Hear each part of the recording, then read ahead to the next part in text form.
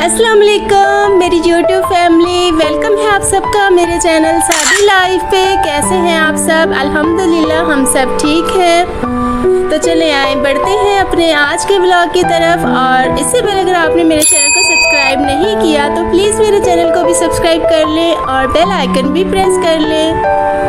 तो जी 11 बजे का टाइम है और मैं यहाँ पे बैठ के खाने लगी थी जामुन। और मौसम आज बहुत ही खूबसूरत हो रहा था, ठंडी ठंडी हवा चल रही थी और बादल थे, धूप नहीं निकली हुई थी। लेकिन जैसे मैं यहाँ पे बैठी हूँ तो साथ ही धूप निकल आई है। तो चले जी, बहरहाल आज मैंने ये अभी स्टिच की है फ्रॉक छोटी सी बच्चे की, ये मैं आपको दिखाती हूँ। ये देखें जी, ये पर्पल कलर में मैंने फ़्रॉक स्टिच की है और ये पजामा है फ्रॉक का। पजामे पे मैंने लेस लगाई है, बहुत ही खूबसूरत सी डिसेंट सी लेस है, फ्रॉक के लिहाज से बहुत खूबसूरत लग रही है। और पर्पल कलर के साथ मैंने फ्रोज़ी का कंट्रास्ट किया है। तो ये आप देखें बहुत ही प्यारी सी फ़्रॉक सिलकर रेडी हो गई है। और इससे पहले मैंने इसके साथ की तकरीबन 4 से 5 साल की बच्ची की भी रेडी की है। तो ये अगर 2 सिस्टर होंगी तो उनकी ट्विनिंग भी हो सकती है। ये रेडीमेड फ़्रॉक है। और जो बड़ी बच्ची की फ़्रॉक मैंने रेडी की थी वो मैं अपने पिछले ब्लॉग में दिखा चुकी हूँ। और स्टिचिंग का मेरा अलग से चैनल है हैम्स, आप उधर भी विज़िट करें और उधर भी मुझे सपोर्ट करें, मेरे चैनल को सब्सक्राइब करें। और ये इस तरह से इसके बेल्ट हैं, ये पीछे की तरफ जब बन जाएंगे तो ये पहनने में बहुत खूबसूरत लगेगी, बेल्ट से थोड़ी सी फिटिंग हो जाएगी।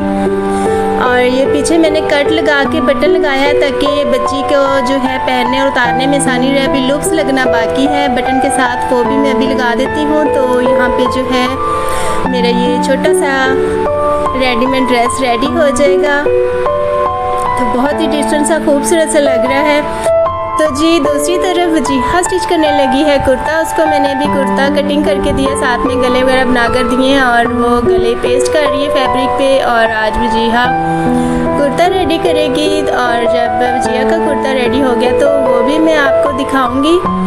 और इससे पहले भी वजिया ने एक बहुत ही खूबसूरत सा कुर्ता रेडी किया था, साथ साथ में इसको गाइड कर रही होती हूँ और ये स्टिचिंग कर रही होती है क्योंकि अभी तो सीख रही है। और ये वजिया की मशीन है। तो जी दूसरी तरफ यहाँ पे तैयबा बैठ के खेल रही है अपनी गुड़िया के साथ। और तैयबा की ये जो बड़े वाली गुड़िया है ये काफ़ी पुरानी है, इसकी भी स्टोरी मैं आपको बाद में सुनाती हूँ।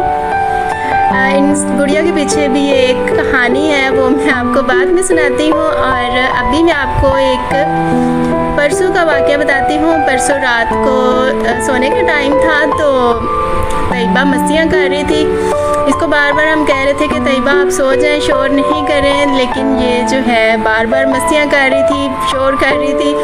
तो मैंने इससे कहा कि तैयबा मैं आ रही हूँ, आके आपकी तबीयत सेट करती हूँ। तो इसने आगे से कहा कि मम्मा जी आप आ रही हैं तो पानी भी लेते आइएगा। ये तो हाल है आजकल के बच्चों का। फिर इसके बाबा से इसको डांट पड़ी।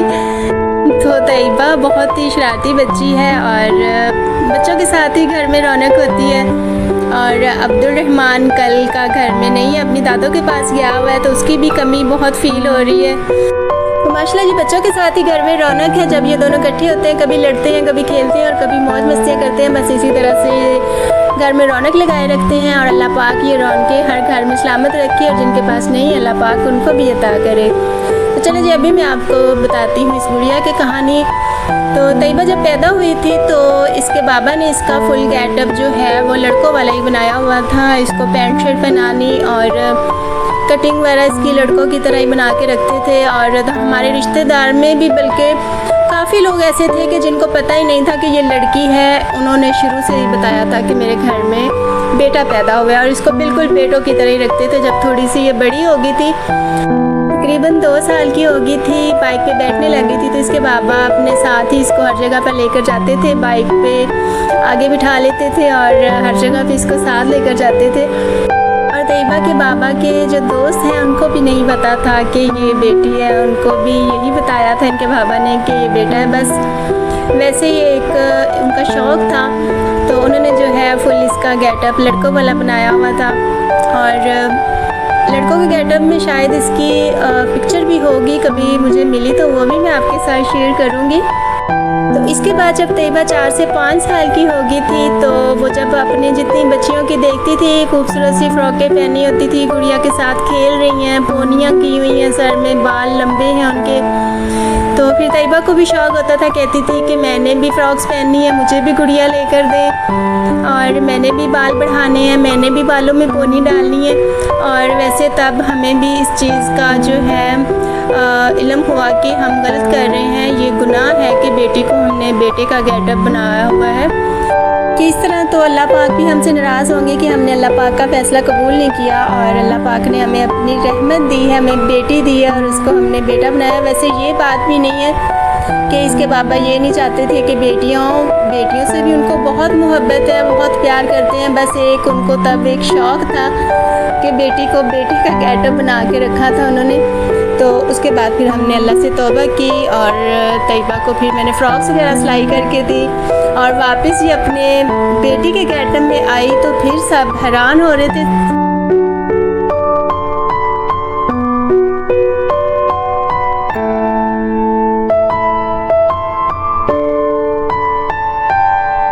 तो तब तैयबा ने ज़िद की कि मुझे गुड़िया भी दिलाएं, तो फिर इसके बाबा ने भी इसको गुड़िया दिलाई थी और इसके मामू ने भी इसको गुड़िया दिलाई थी। इसके मामू यानी कि मेरे भाई जो कि अब इस दुनिया में नहीं, अल्लाह पाक उनको जन्नत अल फिरदौस में आला मुकाम अता करे। वजीहा के बाबा हैं वो, और वो इस दुनिया में नहीं है। वजीहा के बाबा की डेथ हो चुकी है, यानी कि मेरे भाई की डेथ हो चुकी है। तो बहरहाल जी अल्लाह पाक उनको जन्नत अल फिरदौस में आला मुकाम अता करे। और तैयबा कल बहुत बुरा गिरी है, और ये तैयबा की चिन पर और तैयबा की नेक पे बहुत बुरी चोट लगी थी। ये देखें अभी भी निशान हैं चोट के, लेकिन अंदरूनी चोट इसको ज़्यादा लगी है। गले में भी इसका कल बहुत बुरा हाल हो रहा था, बहुत पेन हो रही थी इसको। और यहाँ से तैयबा कल फिसल के गिरी है। यहाँ से कल वो वज़ू करके आ रही थी और उसके पाँव गीले थे, चप्पल गीली थी, तो उसका पाँव फिसल गया इस सीढ़ी के ऊपर और बहुत बुरे तरीके से गिरी। और मैं तो एक दफ़ा बहुत ज़्यादा डर गई थी, मुझे बहुत टेंशन हो रही थी इसकी पेन के साथ। कल बहुत बुरी हालत हो रही थी, लेकिन अल्लाह का शुक्र है कि कुछ देर के बाद इसकी पेन जो है वो आहिस्ता आहिस्ता से कम होना शुरू होगी। और फिर ये है कि रात तक इसकी पेन जो है काफ़ी हद तक ठीक हो गई थी, लेकिन अभी भी ये निशान आप देख सकते हैं, ये अभी भी निशान है, लेकिन बाहर से इतने फील नहीं हो रहे। अंदरूनी चोट इसको ज़्यादा लगी थी तो इसको काफ़ी ज़्यादा पेन हो रहा था, लेकिन अल्लाह का शुक्र है कि अब ठीक है। तो चलिए जी, अभी दोपहर का टाइम हो चुका है और तैयबा के बाबा गए हुए थे मंडी, और वो मंडी से ये कुछ सामान लेकर आए हैं। तो ये अभी मैं सारा सामान वगैरह समेटती हूँ। ये अंबियाँ हैं, कटवा कर लाए हैं अचार के लिए, साथ में ये प्याज आलू वगैरह हैं, सब्ज़ी है कुछ। और ये अंबियों का अचार मैं बनाऊँगी, तो इसकी रेसिपी भी मैं आपके साथ ज़रूर इंशाल्लाह शेयर करूँगी। और ये साथ में लेमन, खीरे हैं, टमाटर वगैरह, फल है कुछ लेकर आए हैं। ये तैयबा की फरमाइश थी कि मुझे आम खाने हैं। और ये साथ में धनिया है, तो धनिया को मैं भी बिल्कुल बारीक बारीक काट के तो इसको जो है मैं फ्रिज में स्टोर कर लूँगी। तो अभी मैं ये सारा सामान वगैरह समेटती हूँ। तो चलिए जी, यहाँ पे सारा सामान मैंने समेट लिया है और धनिया मैंने बिल्कुल बारीक काट के तो इसको डिस्पोजेबल डिब्बे में डाल दिया, और इसका ढक्कन बंद करके इसको मैं इसी तरह फ्रिज में रख दूँगी। और जब मुझे चाहिए होगा तो मैं यहाँ से धनिया निकाल के उसको धो के तो यूज़ कर लूँगी, अगर वैसे रखते तो ये ख़राब हो जाना था। और फल को धो के मैंने ठंडा कर लिया था, और अभी हम फल खाने लगे हैं। और मैंगो जो कि सबके फेवरेट है हमारे घर में, तो सबको ही बहुत ज़्यादा पसंद है। और शायद कुछ लोग ही होंगे जिनको मैंगो पसंद नहीं होगा। और आलू बुखारा मेरा और अब्दुर्रहमान का ज़्यादा फेवरेट है घर में। तो चलिए जी, अब्दुर्रहमान के बाबा जो आम लाए थे अचार के लिए कटवा कर, तो इन्हें मैंने अच्छी तरह से पहले धोकर खुश्क कर लिया। और अभी इसमें मैं मसाला ऐड करती हूँ। कोई भी चीज़ हो मैं धोए बगैर यूज़ नहीं करती, मुझे तसल्ली नहीं होती। मैंने पहले इनको अच्छी तरह से धो के खुश्क किया है, और अभी इसमें मैंने मसाले ऐड कर दिए। मसाले में मैंने नमक, मिर्च और हल्दी ऐड की है फ़िल वक्त। तो ये मैं भी कुछ देर के लिए रख दूँगी, और इसका जो बाकी का प्रोसीजर होगा वो भी मैं आपको इंशाल्लाह अगले ब्लॉग में बताऊँगी। और पहले हम बाज़ार का अचार इस्तेमाल करते थे, लेकिन पिछले साल मैंने सोशल मीडिया पे कुछ इस तरह की वीडियोस देखी थी जिनमें बहुत गंदे तरीके से अचार को बनाया जाता था जो बाज़ार में सेल होते हैं। तो तब से मैं अब बाज़ार का अचार यूज़ नहीं करती, अब मैं घर में ही अचार बनाती हूँ। पिछले साल मैंने पहली दफ़ा घर में अचार बनाया था और बहुत ही मज़े का बना था, सब ने बहुत ज़्यादा पसंद किया था। तो इंशाल्लाह इस दफ़ा भी अच्छा बनेगा, मज़े का बनेगा और इसकी रेमेडी भी मैं आपके साथ इंशाल्लाह अगले व्लॉग में शेयर करूँगी। और आज का व्लॉग इधर ही ख़त्म करते हैं। और वो जो लाल वाला बटन है उस पे भूकंप लेके आओ या फिर भूचाल, मुझे नहीं पता, बस क्लिक हो जाना चाहिए। खुश रहें, आबाद रहें और मेरे व्लॉग्स देखते रहें और मुझे इसी तरह से सपोर्ट करते रहें। और आप अगर नए हैं मेरे चैनल पर तो चैनल को सब्सक्राइब करना मत भूलिएगा, वीडियो को लाइक और शेयर भी कर दें। तो मिलते हैं एक नए व्लॉग के साथ, तब तक के लिए अल्लाह हाफिज़।